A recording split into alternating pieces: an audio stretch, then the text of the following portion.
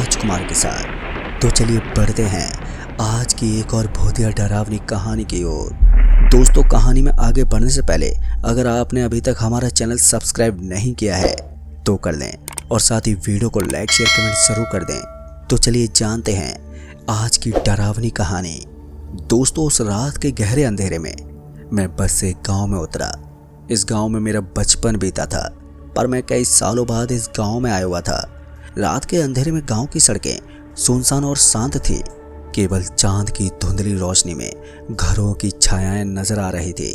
Bus stop से लेकर मेरे घर तक का रास्ता काफी लंबा था, पर मैं किसी तरह जल्द से जल्द घर पहुंचना चाहता था। फिर जैसे मैं अपने घर के पास पहुंचा कि तभी मेरे दिल की धड़कनें तेज हो गईं। दरअसल मुझे छोटे बच्चों के रोने की आवाजें सुनाई देने लगी, तो मैं उस आवाज को ध्यान से सुनने लगा।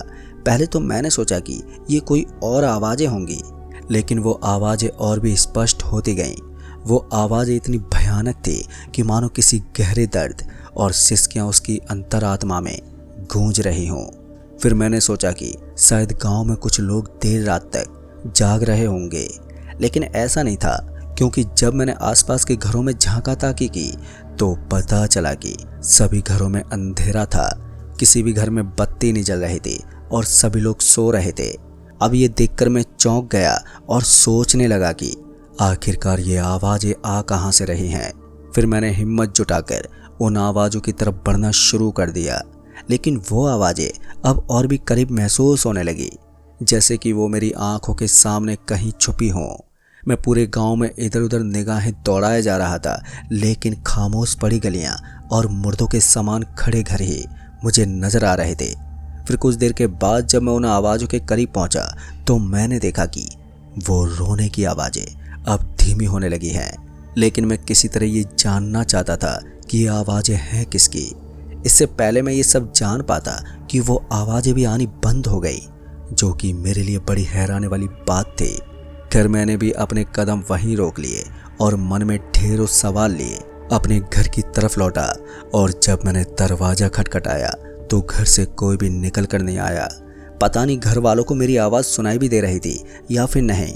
मैंने कई बार ज़ोर ज़ोर से दरवाजे पर दस्तक दी और घंटों वहीं दरवाजे पर खड़ा रहा, लेकिन घर के किसी भी इंसान ने करवट नहीं ली, जो कि मेरे लिए एक सबसे बड़ी मुसीबत खड़ी हो गई थी। लिहाजन मैं उस सन्नाटे भरी रात में ही दरवाजे पर अपना बैग लिए नीचे बैठ गया और फिर दरवाजे के खुलने की राह ताकते ताकते कब मेरी आंख लग गई मुझे पता ही नहीं चला। फिर मेरी आंखें तब खुली जब एक कुत्ता जोर जोर से मुझे देखकर भौंक रहा था। उस कुत्ते को देखते ही मेरी जोर की चीख निकल गई, क्योंकि वो भौंकते हुए मेरी तरफ ही आ रहा था। तो मुझे डर था कि कहीं ये मुझे काट ना ले। इधर सुबह भी हो ही चुकी थी, तो घर वालों के साथ साथ पड़ोस के भी लोग मेरी चीख सुनते ही घर से बाहर आ गए। उन सभी को घर से बाहर आता देख मेरी भी जान में जान आई और एक गहरी सांस लेते हुए मैं घर के अंदर दाखिल हुआ। तभी मैंने अपने घर वालों को सारी बात बताई, जिसे सुनकर वो सभी मुझे डांटने लगे और कहने लगे कि आइंदा से देर रात गांव में मत आना, नहीं तो तुम्हारे साथ कोई भी बुरा हादसा हो सकता है। दोस्तों, घर वालों से बातचीत करने के बाद पहले तो मैं फ्रेश हुआ और नाश्ता करने के बाद अब मेरी देह भी सुस्ताने लगी थी, तो मैं सीधे आराम करने कमरे में चला गया। और फिर इसी तरह शाम के कब 5 बज गए मुझे पता ही नहीं चला। गांव में घूमने फिरने के बाद अब मैं वापस से घर में आ गया और अब रात भी गहराने लगी थी।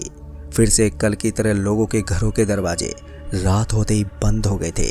गांव में कुछ देर पहले जो चहलकदमी थी अब वो शांत हो गई थी। यहाँ तक कि गांव की शांत पड़ी गलियां किसी शमशान की तरह प्रतीत हो रही थी। मेरी समझ में नहीं आ रहा था कि गांव में ये सब अजीब सा बर्ताव क्यों हो रहा है। रात होते ही गांव के लोग डरे सहमे क्यों रहते हैं।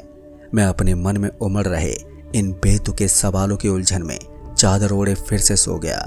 लेकिन जब मैं एक गहरी नींद में गया तो पता नहीं 2 छोटे बच्चे, जिनकी उम्र यहीं कोई 10 से 11 साल की होगी, वो मेरे पास आए और मुझे उठाकर गांव से दूर एक खंडर पड़े घर में ले गए।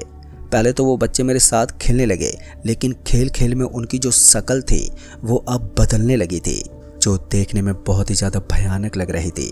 तभी वो बच्चे एकदम से हवा में उठ गए और एक बुरी आवाज़ में रोने लगे। उनकी वो डरावनी और दर्दनाक रोने की आवाज़ से मैं दहल गया और चीखते हुए मैं अपने बिस्तर से उठा।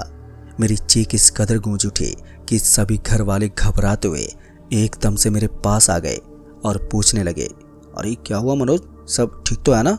फिर मैंने घर वालों को सारी बात बताई तो घर वालों को समझते देर नहीं लगी और सुबह होते ही वो मुझे पास के एक पुराने मंदिर में लेकर गए, जहां जाकर मैंने मंदिर के 3 फेरे लिए और फिर हम घर वापस आ गए। घर आकर हम सब शांति से बैठे हुए थे, पर जब मेरा मन नहीं माना तो मैंने पूछ ही लिया, वो चाचा जी ये सब क्या था और रात को ये कौन रोता है? तब जाकर चाचा जी ने जो घटना मुझे सुनाई वो सुनकर तो मेरी अंतरात्मा तक बुरी तरह से दहल उठी। दरअसल दोस्तों, चाचा जी ने बताया कि गांव में हर घर के पीछे रात के समय 2 बच्चों की रोने की आवाज़ें आती हैं। ये अजीब और डरावनी घटना लोगों के बीच अब एक चर्चा का विषय बन गई है। दरअसल गांव में एक परिवार रहता था जिसमें माता पिता और 2 छोटे बच्चे, जिनका नाम रवि और सीमा था। ये बच्चे बहुत ही प्यारे और चंचल थे।